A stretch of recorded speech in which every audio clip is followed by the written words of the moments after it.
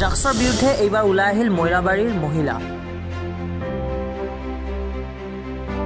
মৈৰাবাৰীত আৰক্ষীৰ ড্ৰাগছ বিৰোধী অভিযানত জব্দ বুজন পৰিমাণৰ ড্ৰাগছ।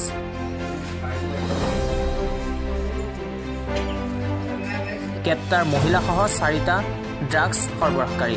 মৈৰাবাৰীৰ কাটিকটা নগৰীয়া বস্তিত যোৱা নিশা আৰক্ষীয়ে স্থানীয় ৰাইজৰ সহযোগত চলোৱা এক অভিযানত 50,000 টকা নগদসহ 13টা ড্ৰাগছ ভৰ্তি কণ্টেইনাৰ জব্দ কৰে। ধৃত ড্ৰাগছ সৰবৰাহকাৰী কেইটা ক্ৰমে সাইফুল ইছলাম, ফৰিছুল ইছলাম, সাদ্দাম হুছেইন আৰু মৰ্জিনা খাতুন। উল্লেখযোগ্য যে কুখ্যাত ড্ৰাগছ সৰবৰাহকাৰী কেইটা দীৰ্ঘদিন ধৰি নগাঁও আৰু মৰিগাঁও জিলাৰ বিভিন্ন প্ৰান্তত ড্ৰাগছৰ সৰবৰাহৰ লগতে চুৰিকাণ্ড সংঘটিত কৰি সন্ত্ৰাসৰ সৃষ্টি কৰি আহিছিল।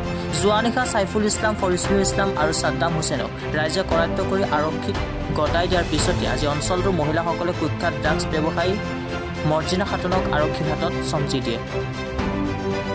মৈৰাবাৰীৰ পৰা বাছিৰুদ্দিন আহমেদৰ ৰিপৰ্ট, খবৰ অসম।